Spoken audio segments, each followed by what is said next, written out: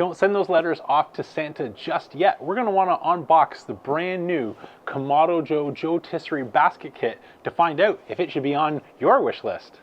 The Kamado Joe JoeTisserie has quickly become one of my all-time favorite accessories. In fact, in last year's sort of gift guide review, I tied it in first place with the soapstone. But one thing it's been missing is a proper basket. So I picked myself up, and this is actually my second one, things like a Napoleon tumbler basket, but it's not made specifically for the Kamado Joe. And if you have a classic, it can be a little bit difficult managing these tabs so that they're not hitting and lifting or scratching the side of your JoeTisserie. So when Kamado Joe came out with their own that fits the classic and the big Joe, I was curious. Plus, it comes out with some new features like a flat basket for things like fish, steaks, or chicken, or anything else that we might want to be doing in there. I just had to get my hands on and try it. So without further ado, let's get unboxing. All right, let's see what we're working with.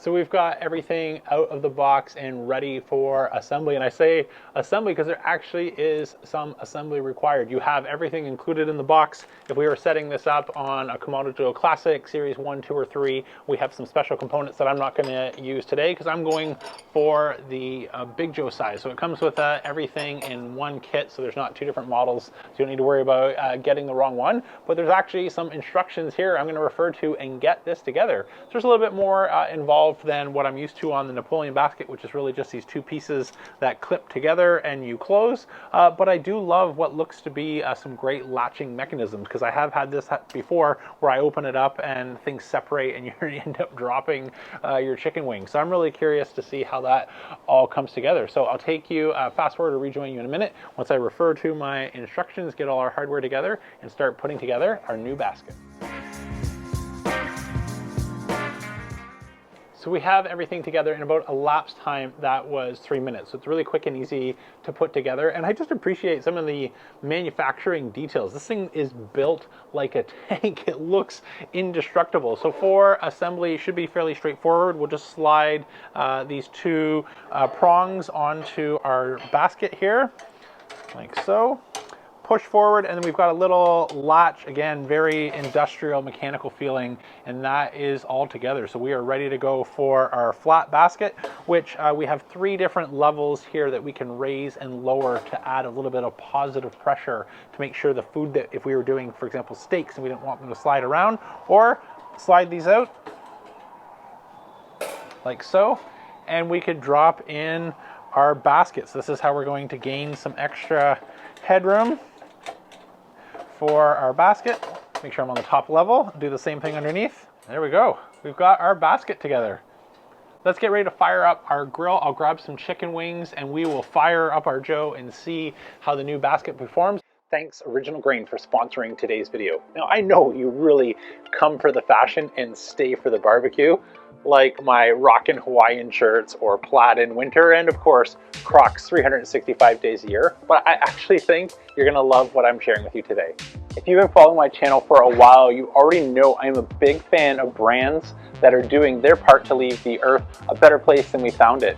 And that's one of the things I think Original Grain has a really cool story. Not only are they founded by 2 brothers who are both vets out of the Pacific Northwest, they plant a new tree for every watch that they sell. So there's over 500,000 new trees thanks to Original Grain and people like you and I doing our part to support environmentally sustainable companies. They're also using reclaimed materials. So this includes things like 100% recycled ocean plastics to reclaimed wood. So one of the things I was looking for to go with my Hawaiian shirt is some Hawaiian wood like the one featured in the watch that I'm showing you here today, which is made from naturally fallen trees. No trees were cut down for making these products. And there's a bunch of other cool materials at use here, including German reclaimed oak beer barrels to whiskey bourbon barrels to natural fallen pine. As part of that is behind the partnership with Yellowstone National Parks.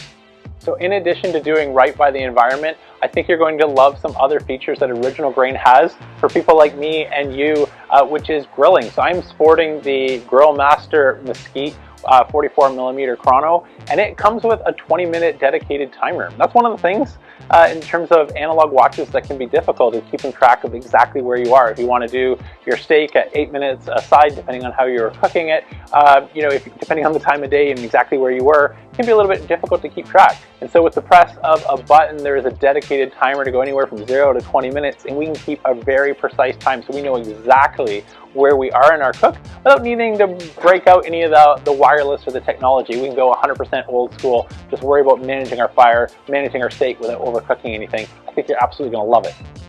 So I've got a smoking deal to share with you as well. That's actually the deal. That's the code. Go to originalgrain.com and enter in smoking, and any deals that are on, like the Black Friday 20% off, you'll get an additional 10 for a total of 30% savings. That's going to be the lowest price of the entire holiday season. So if you've got someone in your life you think would be absolutely a fan of the watch like the one I'm sporting with the grilling timer or any other Original Grain products, go to originalgrain.com and use the code SMOKING to save 30% off your order. Thanks again, Original Grain, for sponsoring today's video, and thanks to everybody who goes and checks out these links down below. It's one of the ways I'm able to keep the channel going. So thanks again, Original Grain, for sponsoring today's video. Now, back to the action. Okay, we've got our Big Joe Series 3 cleaned out, ready to go. I'm just going to add a little bit more charcoal towards the back. Okay, so we've got our charcoal to the back. Later on, we'll use our ash tool to be able to rake the hot coals directly under our wings. But to start, I want that heat sort of just offset towards the back so we can work on cooking our wings, and then we're going to crank the heat by pulling the coals directly under in order to get a great crisp. Let's grab our Grow Blazer grill gun. I'm using the sous vide gun today. Let's fire it up. Okay, we've got our Big Joe fired up. In elapsed time, that's about 1 minute. So all we want to do right now is close our dome, open our top vent all the way, and let our heat start to build some residual heat in our ceramics. So we can take advantage of having a Kamado and have that residual heat help bake our wings. It's also going to help with crisping up our skin. Once we start to get to our target temperature, we can put our bottom vent down to 1 finger, and for 300 degrees on the Big Joe with the JoeTisserie, we're going to go a little bit tighter than normal. So normal for 300 degrees, we could go about 1/4 of an inch past the top line. With the JoeTisserie, we get a little bit more air. We're going to come to about 1/4 of an inch inside our line. I'll grab our wings, meet you over here, we'll season them up, and by the time we're done seasoning, we'll be ready to get them on. Okay, we've got our wings out, and as you can tell, I haven't had the opportunity to give these a dry brine. If that's something you have time to do overnight, you'll get absolutely more crispy skin and help impart flavor. But we're going right from the store straight into our basket today. So I'm just going to use a pre-made rub since we're going nice and quick. This is one picked up on fogocharcoal.com. It's a spicy Nashville honky tonk. It's been really good. So I'm just going to sprinkle a little bit of this on. But if you were making it yourself, I would always go for salt, pepper, garlic, and a little bit of cayenne, a little bit of paprika, and you'll end up getting a very similar profile. Take it fast forward while we sprinkle just a little bit of this on all sides. Okay, those look good. So these, by the way, are from the grocery store. They're 3.5 pounds, not the normal Costco 5-pound pack. So let's just use these little spring tabs here, remove the top of our basket, transfer these over, making sure I can collect any of that extra rub that might have fallen down so we don't have anything go to waste. And we should have a ton of extra space here in our basket. There'll be plenty of room for these wings to tumble around. One of the reasons that I love doing wings in a basket is it's very similar to almost like deep frying, because they start to render out their own fat and drip and drizzle. So not only are they basting themselves and one another with their own fat, then you get some of those fat drippings fall down into the fire, and it just infuses a wonderful smoky aroma. One of the reasons I love live fire cooking. They come out really good. So as suspected here, I think we could easily double that. I think on the instructions I saw not to go over 10 pounds, but doubling that would be 6 pounds, so we would still have plenty of space to spare. So let me see if I can, I guess I don't need to do that one-handed anymore. Be a lot easier here to just squeeze our 2 pressure tabs in, lock it in place. We're ready to go through these on the grill. Okay, we're sitting pretty here, and the temperature's just come up to over that 300 degrees, so I will adjust our control tower top to inside the first line. Let's install our JoeTisserie ring. drop that into place. Our new JoeTisserie basket. Drop in our power, turn it on, and close our dome. So now that we've got our wings on the grill, let me break this cook down into the two parts that I want to focus on. The first is flavor, and the second is our skin texture. So for flavor, our first stage is going to be 15 minutes where we're just rolling around in that basket, letting the wings baste off of one another. We're starting to get some of that fat rendering out, coating all those other wings. We also have some of those fat drippings coming down, hitting the coals. This is all flavor. It's going to taste great, but it's not going to give us that skin texture that we want. The second part of our cook is going to be transitioning to our great skin. And now we have a choice here if we're going to sauce or not sauce. I'm going to go for a buffalo wing, so I'm going to do the sauce option, but let me explain kind of both setups. So for our non-sauce wing, what we want to do now is start to open up our vents and rake the coals underneath so that we are getting the direct heat right underneath the wings. Now I notice on this basket, it says not to exceed 500 degrees Fahrenheit. So that might keep me from going where my dome open, just let the flames fly, since I have no way of really knowing exactly what temperature I'm sitting at. I don't want to exceed that 500 degree rating. But my game plan, whether I was saucing or not saucing, is for my second 15 minutes to rake those coals over, open the control tower top all the way, leaving one finger at the bottom, since I know that's not going to exceed 450 degrees. I might even give it a bit more air to get close to that 500 degrees, and that's going to help work on our skin. If we were not saucing, I would just let that go for an extra 5 to 10 minutes and we'll be ready to take them off, and now we should have a nice crispy textured wing.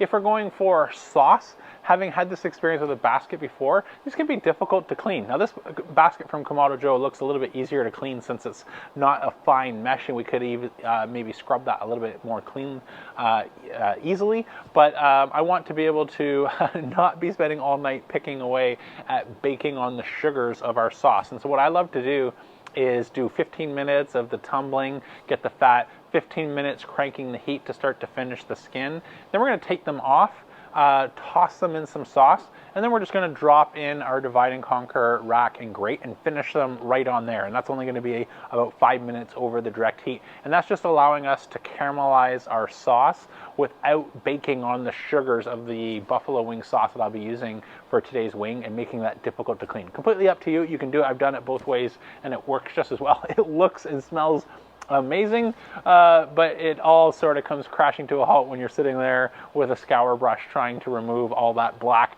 baked on cooked sugars. I'll rejoin you in a little bit when we are ready to move on to our next step.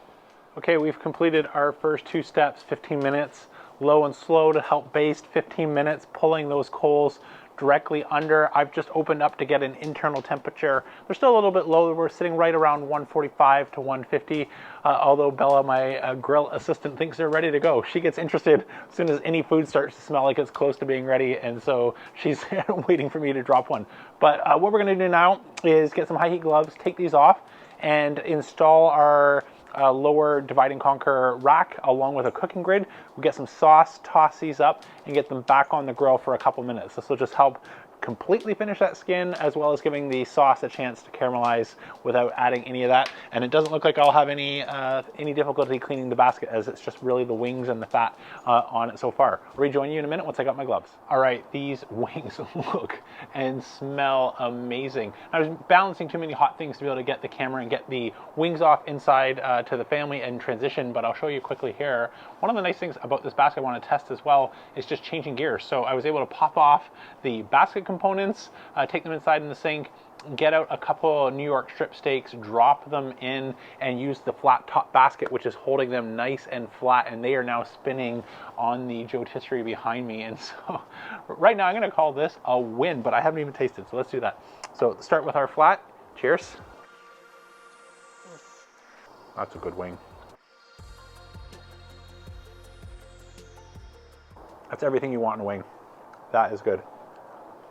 Go for our drum. I need some blue cheese. So good. That is everything you want in a wing. Now, does that wing taste better than any wing I've ever done before? No, but I'll put it right up there, so it's tied. So What are we looking for in the basket? Is it, you know, better tasting wings? I think that is right on the money, right up there with the best wings I've ever made. But those steaks are looking mighty fine. And that's where I think the Kamado Joe basket offers some great differentiation. When I tried to do salmon on my Joe, I had to rig up a plank and try and use mesh and netting and hold things together. Or if you're trying to do steaks on the rotisserie or things like that, you have to worry about them falling, or you're putting a giant hole right through your steaks. None of that is an issue with the new JoeTisserie basket, since we can lay our steaks flat and just use the compression of the basket itself to hold everything in place. And so, as you guys know, I'm a huge fan of Kamado cooking, live fire cooking. So anything that gives us the ability to cook more things and get that unique flavor profile that you get of fat running over the coals, I'm a big fan. So I'm going to give the new JoeTisserie basket 2 thumbs up. I like all the innovations. I like listening to customer feedback and removing the paint. There's no paint on there. Everything's stainless steel.